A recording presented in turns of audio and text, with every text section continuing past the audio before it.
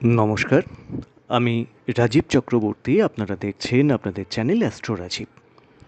মাসিক রাশিফল আগস্ট 2026 কেমন যেতে পারে সে সম্পর্কে থাকছে একটা আলোচনা।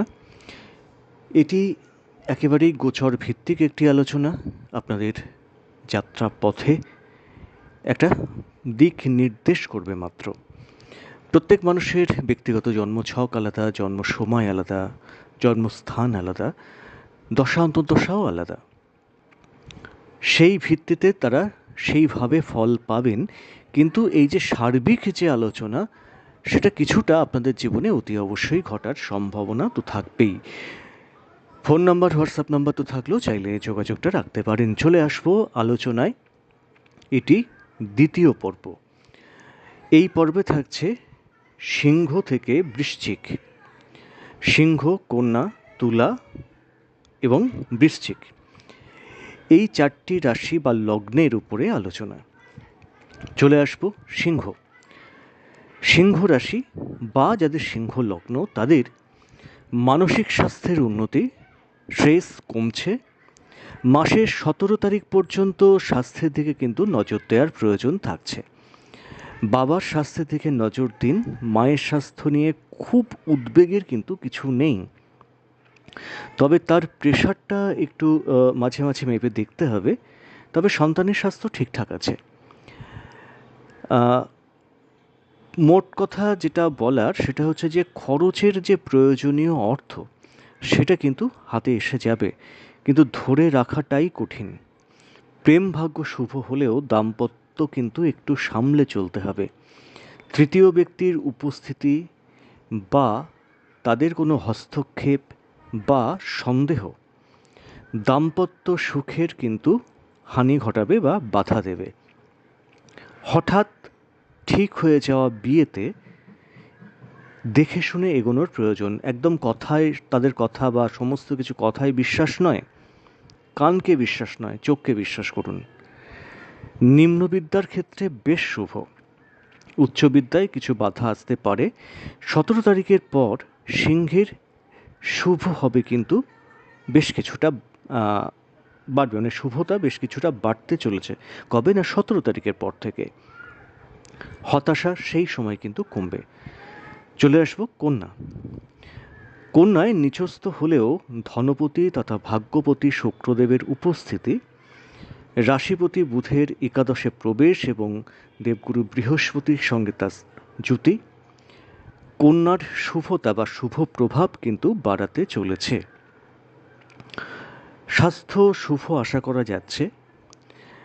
তবে একটা জিনিস একটু বলে দেই, যাদের হাঁটুর ব্যথা আছে, সেই হাঁটুর ব্যথা কিন্তু ভোগাতে পারে, এবং পেটে হজমের কোনো সমস্যা বা পেট রিলেটেড কোনো সমস্যা, এই জায়গাটা একটুখানি দেখে শুনে চলার কন্যার ক্ষেত্রে প্রয়োজন আছে। যাই কিছু হবে মোটামুটি সেটা কিওরেবল বা ডাক্তারদের পরামর্শ মেনে চললে সেটা ঠিকঠাক হবে।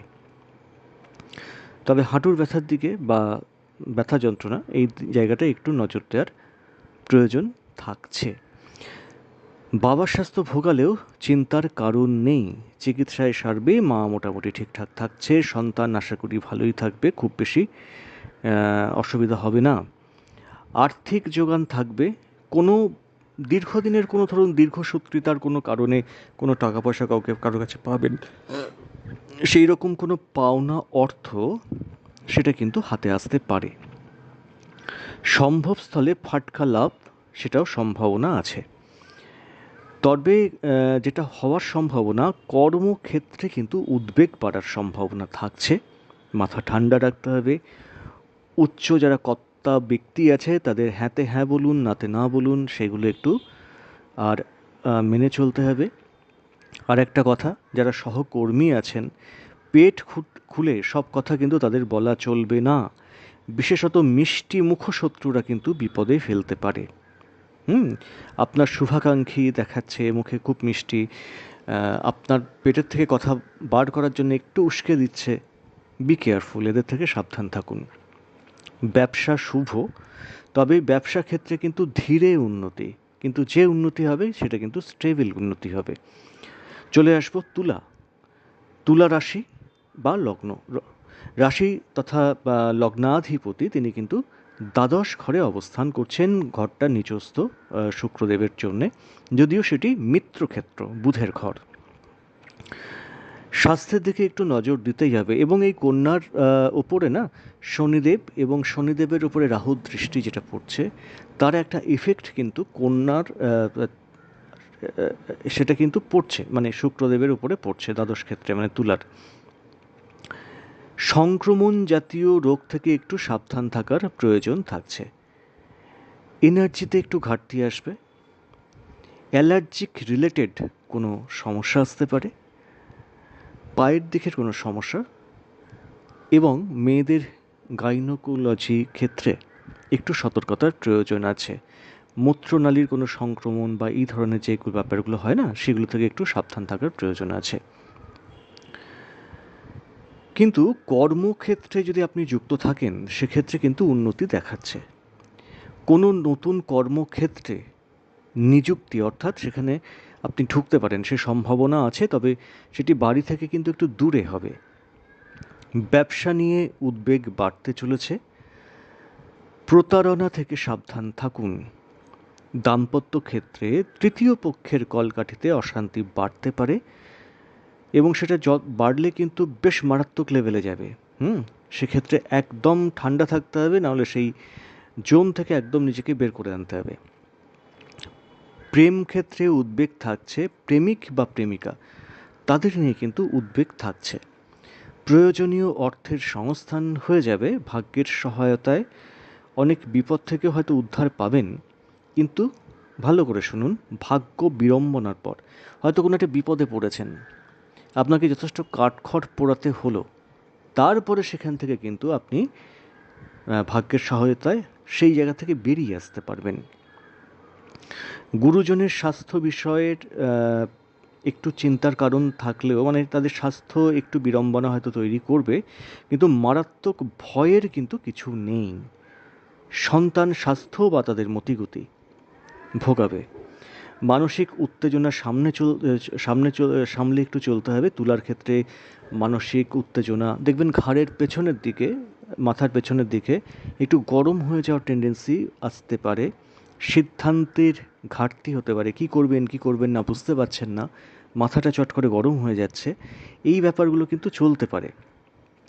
আমি বলবো ধ্যান বা মেডিটেশন করতে পারেন, কোনো মন্দিরে যেতে পারেন, কারণ মন্দিরে খুব পজিটিভ ভাইব্রেশন বা পজিটিভ এনার্জি থাকে। দেখবেন মন্দিরে গেলে না মানুষের মনটা খুব শান্ত হয়ে যায়, তো সেই ব্যাপারটা কিন্তু আপনারা করতেই পারেন। চলে আসবো বৃশ্চিক। বৃশ্চিককে বলবো রাশি অধিপতি কিন্তু অষ্টমে অবস্থান করছেন, মানে সপ্তম থেকে তিনি অষ্টমে আসবেন। এই অবস্থান, বিশেষ করে আপনাদের রাশি অধিপতি মঙ্গল, তার অষ্টমে অবস্থান শত্রুক্ষেত্র, জায়গাটা কিন্তু ঠিক নয়। এই মঙ্গলের উপরে কিন্তু রাহুর দৃষ্টি পড়ছে, যথেষ্ট ভয়েরই কারণ থাকতো। কিন্তু যেহেতু আপনাদের রাশি তথা লগ্নের উপরে দেবগুরু বৃহস্পতির পঞ্চম দৃষ্টি থাকছে, এবং আপনাদের ভাগ্যস্থানে দেবগুরু বৃহস্পতি উচ্চস্থ হয়ে অবস্থান করছেন, বিপদ আপদ এলেও তার থেকে দৈব যোগে কিন্তু বেরিয়ে আসবেন, অর্থাৎ ভয়ের কিন্তু তেমন কোনো কারণ নেই। দ্বিতীয় পঞ্চমপতি দেবগুরু বৃহস্পতির অমৃতময় দৃষ্টি আপনাদেরকে রক্ষা করবে। তা সত্ত্বেও আমাকে তো সাবধান থাকতে হবে, তাই না? কোথা থেকে সাবধান থাকবেন?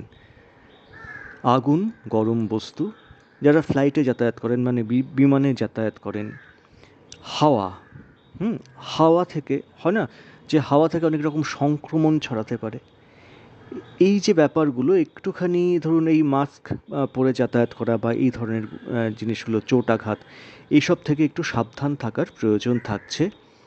তবু বলবো, যেহেতু দেবগুরু বৃহস্পতির দৃষ্টির মধ্যে আছেন, 75% বা 80% কিন্তু প্রোটেকশনের মধ্যে আছেন, তাই অত চিন্তার দরকার নেই।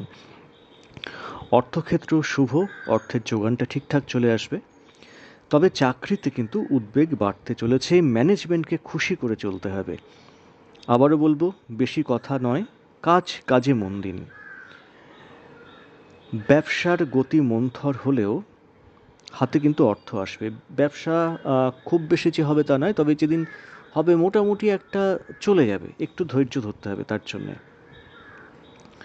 মানসিক উত্তেজনা কিন্তু ভীষণভাবে কমাতে হবে বৃশ্চিকের। মনে রাখুন, দেবগুরু বৃহস্পতি আপনাদের স্বাস্থ্য, আপনাদের ভাগ্য সবটা কিন্তু নিয়ন্ত্রণ করে দেবেন। স্বাস্থ্য নিয়েও খুব একটা উদ্বেগ থাকবে না। ভাগ্যস্থানে তার উচ্চস্থ অবস্থান, ফলে ভাগ্যের সহযোগিতা আপনারা পাবেন। অর্থকড়ি ঠিকঠাক চলে আসবে। তাই ভয় মাত করুন, চিন্তা করবেন না। সাবধান থাকবেন কোথায়? প্রেমটা মোটামুটি থাকছে, সেটা নিয়ে কোনো অসুবিধা হবে না। মাঝে মাঝে উদ্বেগ থাকবে, কিন্তু প্রেম কি কেটে যাবে? আপনার ব্যক্তিগত জন্মছকে যদি প্রেম কেটে যাওয়ার যোগ না থাকে, এই সময় প্রেম কেটে যাওয়ার কোনো সম্ভাবনা নেই। আর যাদের জুন মাসের আগে প্রেম কেটে গেছে, সে তো গেছে। নতুন প্রেম আসতে পারে, বা সেই প্রেম কিন্তু আবার ফিরেও আসতে পারে। তবে স্বামী বা স্ত্রী, এনাদের হেলথ, এটা কিন্তু একটু নজর রাখার প্রয়োজন থাকছে। স্বামী বা স্ত্রীর সঙ্গে সম্পর্কের ক্ষেত্রেও কিন্তু কোনো রকম ভুল বোঝাবুঝির সম্ভাবনা থাকছে। এই দিকগুলো একটু দৃষ্টি রাখার প্রয়োজন। কেমন লাগলো জানাবেন। আজ এ পর্যন্তই। নমস্কার।